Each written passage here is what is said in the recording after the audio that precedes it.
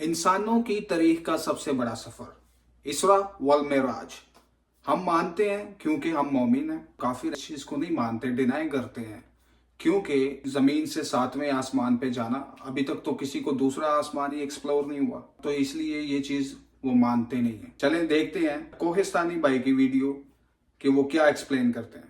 انسانوں کی تاریخ کی سب سے بڑی سیر, 7 آسمانوں کی سیر, الاسراء والمعراج. You believe that Muhammad went to heaven on a winged صلی اللہ horse? علیہ وسلم. شب معراج میں سدرۃ المنتہا.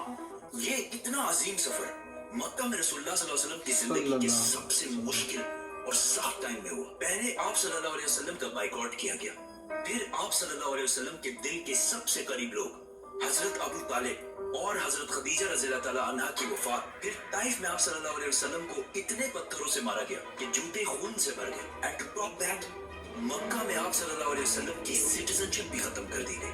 اور جب آپ صلی اللہ علیہ وسلم مکہ میں کسی اور کی پناہ میں رہ رہے تھے, اللہ نے اسی سب سے مشکل ٹائم آپ صلی اللہ علیہ وسلم کو انسانوں کی تاریخ کی سب سے بڑی سیر کرائی, 7 آسمانوں کی سیر. سبحان اللہ.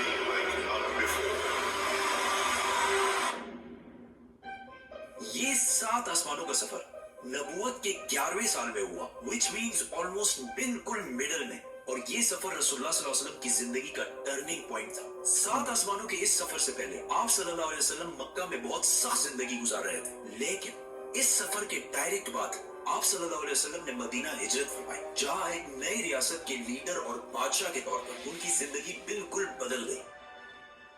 ایک دن مکہ میں آدھی رات کو جبرائیل علیہ السلام آپ صلی اللہ علیہ وسلم کو براق پر مکہ سے جروسلم بیت المقدس کی طرف لے گئے. یہ براق نام برق سے نکلا ہے, جس کا مطلب ہے لائٹننگ, اور ہو سکتا ہے اس کا یہ نام اس کی لائٹننگ سپیڈ کی وجہ سے اس کو ملا. بیت المقدس میں آپ صلی اللہ علیہ وسلم نے سارے پیغمبروں کی امامت کی, اور وہاں سے جبرائیل علیہ السلام کے ساتھ آپ صلی اللہ علیہ وسلم پہلے آسمان کی طرف روانہ ہوئے. پہلے آسمان کا دروازہ ان کے لیے کھولا گیا, اور یہ دروازہ ہمارے دروازوں جیسا نہیں تھا. پہلے آسمان میں آپ صلی اللہ علیہ وسلم کی ملاقات آدم علیہ السلام سے ہوئی. ان کی رائٹ سائڈ پر جنت کے لوگ اور ان کی لیفٹ سائڈ پر جہنم میں لوگ تھے. آدم علیہ السلام یونیورس کے پہلے انسان تھے, اور دنیا کے سارے انسان انہی کی اولاد ہیں. اور آدم علیہ السلام کا ذکر قرآن میں 25 دفعہ ہوا ہے. آپ صلی اللہ علیہ وسلم نے انہیں سلام کیا, انہوں نے سلام کا جواب دیا, اور آپ صلی اللہ علیہ وسلم دوسرے آسمان کی طرف روانہ ہوئے. وہاں ان کی ملاقات عیسیٰ اور یحییٰ علیہ السلام سے ہوئی. عیسیٰ اور یحییٰ علیہ السلام ایک دوسرے کے کزنز تھے, جنہیں کرسچینٹی میں جیزس اور جان دی بیپٹسٹ کہا جاتا ہے. یہ دونوں پیغمبر آج سے 2000 سال پہلے رومن امپائر کے اسٹیٹ فلسطین میں پیدا ہوئے, اور ان دونوں کزنز کی زندگی بہت ہی مشکل حالت میں گزری. حضرت یحییٰ علیہ السلام کو ایک ظالم حکمران نے شہید کر دیا, اور ان کی شہادت کو آج بھی لوگ کربلا میں امام حسین کی شہادت سے کمپیئر کرتے ہیں. ان کے کزن عیسیٰ علیہ السلام کے ساتھ بھی یہی ہونے والا تھا, لیکن اللہ نے آخری ٹائم انہیں دنیا سے اٹھا لیا. قرآن میں یحییٰ علیہ السلام کا ذکر 5 دفعہ ہوا ہے, اور حضرت عیسیٰ علیہ السلام کا ذکر 25 مرتبہ ہوا ہے. آپ صلی اللہ علیہ وسلم نے انہیں سلام کیا, انہوں نے سلام کا جواب دیا, اور آپ صلی اللہ علیہ وسلم تیسرے آسمان کی طرف روانہ ہوئے. وہاں ان کی ملاقات یوسف علیہ السلام سے ہوئی. یوسف علیہ السلام آج سے آلموسٹ 3600 سال پہلے فلسطین میں پیدا ہوئے. اینڈ وی آل نو کہ کیسے وہ وہاں سے ایجپٹ, جو اس زمانے کا سپر پاور تھا, اس کے وائس رائے مطلب بادشاہ کے بعد سب سے طاقتور وزیر بنے. یہ ایسے تھا کہ آج کوئی UK کا پرائم منسٹر بنے. یوسف علیہ السلام کا ذکر قرآن میں 27 مرتبہ ہوا ہے, اور یہ واحد پیغمبر ہے جن کی ڈیٹیلز قرآن میں بائبل سے بھی زیادہ ہے. آپ صلی اللہ علیہ وسلم نے انہیں سلام کیا, انہوں نے سلام کا جواب دیا, اور آپ صلی اللہ علیہ وسلم جبرائیل علیہ السلام کے ساتھ چوتھے آسمان کی طرف روانہ ہوئے. وہاں ان کی ملاقات ادریس علیہ السلام سے ہوئی. ادریس علیہ السلام دنیا کے پہلے انسانوں میں سے تھے. آدم علیہ السلام اور شیت علیہ السلام کے بعد ادریس علیہ السلام کو انسانوں کا تیسرا نبی مانا جاتا ہے, اور دنیا میں سب سے پہلے ظلم کے خلاف جہاد انہوں نے ہی کیا تھا.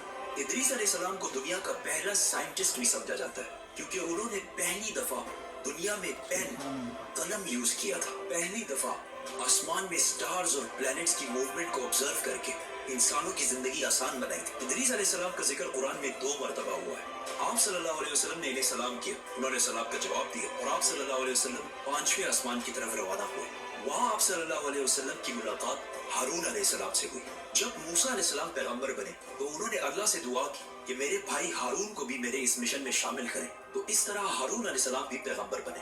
موسیٰ علیہ السلام نے ہارون علیہ السلام کو صرف اس لیے چوز نہیں کیا کہ وہ ان کے بھائی تھے, बल्कि इसलिए क्योंकि हारून अलैहिस्सलाम बनी इसराइल के सबसे बड़े स्कॉलर्स में से थे। मूसा अलैहिस्सलाम बचपन से फिरौन के घर में पले बड़े थे, जिसकी वजह से उन्हें बनी इसराइल की किताबों और स्क्रिप्चर्स का इतना इल्म नहीं था। तो उन्हें एक ऐसे शख्स की जरूरत थी जिसके पास इन सारी चीजों का इल्म हो, और वो थे हारून अलैहिस्सलाम। और आज तक यहूदियों में सबसे ज्यादा स्कॉलर्स हारून अलैहिस्सलाम की औलाद में से हैं, जिसकी वजह से हारून अलैहिस्सलाम की औलाद को यहूदियों में एक स्पेशल स्टेटस हासिल है, जिस तरह इस्लाम में सैयदों को हासिल है। हारून अलैहिस्सलाम का जिक्र कुरान में 20 मरतबा हुआ है। आप सल्लल्लाहु अलैहि वसल्लम ने इन्हें सलाम किया, उन्होंने सलाम का जवाब दिया, और आप सल्लल्लाहु अलैहि वसल्लम छठे आसमान की तरफ रवाना हुए। वहां आप सल्लल्लाहु अलैहि वसल्लम की मुलाकात एक ऐसे पैगंबर से जिनका जिक्र कुरान में सबसे ज्यादा किया गया है, मूसा 136 अलैहिस्सलाम। टाइम्स, क्योंकि मूसा अलैहिस्सलाम की स्टोरी को आज तक दुनिया की सबसे ज्यादा इंटरेस्टिंग और आउटस्टैंडिंग स्टोरी समझा जाता है। और आज भी बुक्स, कॉमिक्स और इवन हॉलीवुड की सबसे बड़ी फिल्म्स मूसा अलैहिस्सलाम की स्टोरी से कहीं ना कहीं इंस्पायर्ड होती है। Yes. जैसे कि Superman, Harry Potter and many others. ये सारे स्टोरीज बिलियंस ऑफ डॉलर्स कमा चुके And हैं। I was like, come on, this is Musa alayhi salam's story. हुआ ऐसे कि जब यूसुफ अलैहिस्सलाम मिस्र के प्राइम मिनिस्टर बने, तो उन्होंने अपने 11 भाइयों को भी इजिप्ट में आबाद किया, और काफी जनरेशंस तक वो उधर ही रहे, और आहिस्ता आहिस्ता वो इजिप्ट के सबसे स्ट्रॉन्ग और रिच कम्युनिटी बने एज यूजुअल। लेकिन ये देखकर मिस्र के लोग इनसे डरने लगे, और उन्होंने बनी इसराइल पर जुल्म करना शुरू किया, और आखिर सारे यहूदियों को गुलाम बना दिया, और बनी इसराइल मिस्र वालों के 400 साल तक गुलाम रहे, जिसमें उन्होंने उन पर बहुत जुल्म किए। आखिर 400 साल बाद मूसा अलैहिस्सलाम के जरिए अल्लाह ने बनी इसराइल को फिरौन की गुलामी से निकाला। वहां से आप सल्लल्लाहु अलैहि वसल्लम 7वें और आखिरी आसमान पहुंचे, जहां उनकी मुलाकात उनकी ग्रेट ग्रेट ग्रेट ग्रैंडफादर से हुई, हजरत इब्राहिम अलैहिस्सलाम। पिछले हजारों साल से दुनिया के सबसे बड़े रिलीजन्स एब्राहमिक रिलीजन्स रहे हैं, और आज भी दुनिया की 60% आबादी इन्हीं इब्राहमिक रिलीजन्स को फॉलो करती है। और हर दिन 5 वक्त की नमाजों में मुसलमान इब्राहिम अलैहिस्सलाम के लिए स्पेशल दुआ करते हैं। इसके बाद बेशक। आप सल्लल्लाहु अलैहि वसल्लम सिदरतुल मुंतहा के पास पहुंचे। वहां आप सल्लल्लाहु अलैहि वसल्लम को बैतुल मामूर दिखाया गया, जिसका हर दिन 70,000 नए फरिश्ते तवाफ करते हैं। सुभान अल्लाह। सिदरतुल मुंतहा आखिरी बाउंड्री है, वो आखिरी हद है, मखलूक कोई इससे आगे नहीं जा सकता। लेकिन रसूलुल्लाह सल्लल्लाहु अलैहि वसल्लम को इजाजत थी, इसीलिए वो जिब्राइल अलैहिस्सलाम को छोड़कर अकेले आगे बढ़े और अल्लाह के दरबार में हाजिर हुए। आप सल्लल्लाहु अलैहि वसल्लम से बाद में सहाबा ने पूछा कि क्या आपने अंदर अल्लाह को देखा? तो आप सल्लल्लाहु अलैहि वसल्लम ने कहा कि मैं कैसे देखता, वहां नूर लाइट का पर्दा था। सुभान यहाँ अल्लाह। इस इतने अजीम सफर का असली मकसद जाहिर हुआ। यहाँ इस्लाम का सबसे बड़ा हुक्म मुसलमानों पर फर्ज हुआ, नमाज। जो पिछले 1400 साल से पूरी दुनिया के कोने कोने में अदा हो रही है। इससे सुभान पहले अल्लाह। नमाज फर्ज नहीं हुई, क्योंकि मक्का में मस्जिद बनाना इम्पॉसिबल था। लेकिन आसमानों के इस सफर के बाद मुसलमानों ने मदीना की तरफ हिजरत की, और वहाँ इस्लाम की पहली मस्जिद बनाई। और इसी नमाज की वजह से मदीना में एक ऐसी डिसिप्लिन्ड और मजबूत कम्युनिटी बनी, जिसने आगे जाके कुछ ही सालों में रोमन और पर्शियन एम्पायर, 2 बड़ी सुपर पावर्स को फतह कर लिया। उस वक्त आप सल्लल्लाहु अलैहि वसल्लम पर 50 नमाजें फर्ज। जैसे ही आप सल्लल्लाहु अलैहि वसल्लम वहां से रवाना हुए, उनकी मुलाकात मूसा अलैहिस्सलाम से हुई।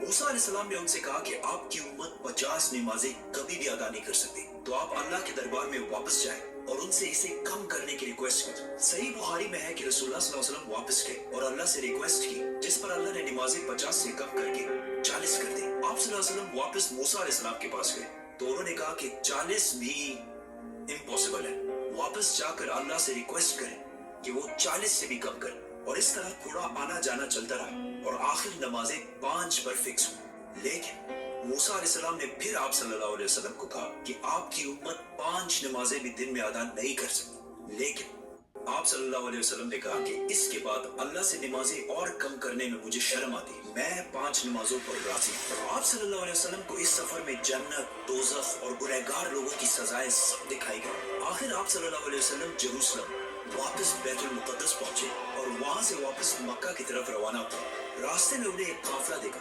जिनका एक ऊंट उनसे भाग गया था। जैसे ही आप सल्लल्लाहु अलैहि वसल्लम वापस मक्का पहुंचे, तो मक्का वाले सारे सो रहे थे, which means ये सारा कुछ आप सल्लल्लाहु अलैहि वसल्लम ने एक ही रात में किया था। अब ये कैसे पॉसिबल है? आइंस्टाइन की थ्योरी ऑफ रिलेटिविटी के मुताबिक What is time?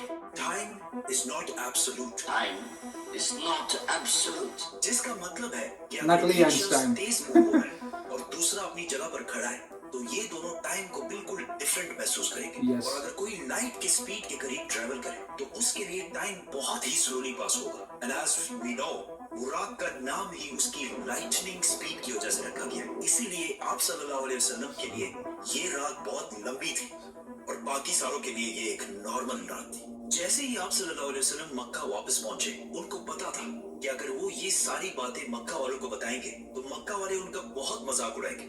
लेकिन आप सल्लल्लाहु अलैहि वसल्लम ने सारों को क्लियरली कंप्लीट स्टोरी सुना दी, जिसकी वजह से मक्का वालों ने उनका बहुत मजाक उड़ाया और आप सल्लल्लाहु अलैहि वसल्लम से बैतुल मुक़द्दस के बारे में क्वेश्चंस पूछने लगे, क्योंकि उनको पता था कि इससे पहले आप सल्लल्लाहु अलैहि वसल्लम बैतुल मुक़द्दस कभी भी नहीं गए। लेकिन उसी टाइम आप सल्लल्लाहु अलैहि वसल्लम की मेमोरी को और स्ट्रॉन्ग करने के लिए अल्लाह ने बैतुल मुक़द्दस को आप सल्लल्लाहु अलैहि वसल्लम के सामने पेश किया, इसी तरह जिस तरह आप इस टाइम ये वीडियो देख रहे हैं। मक्का वाले आप सल्लल्लाहु अलैहि वसल्लम से बैतुल मुक़द्दस के बारे में पूछते रहे और आप सल्लल्लाहु अलैहि वसल्लम उनके हर बात का जवाब देते रहे, जिससे वो सारे बिल्कुल शॉक हो गए।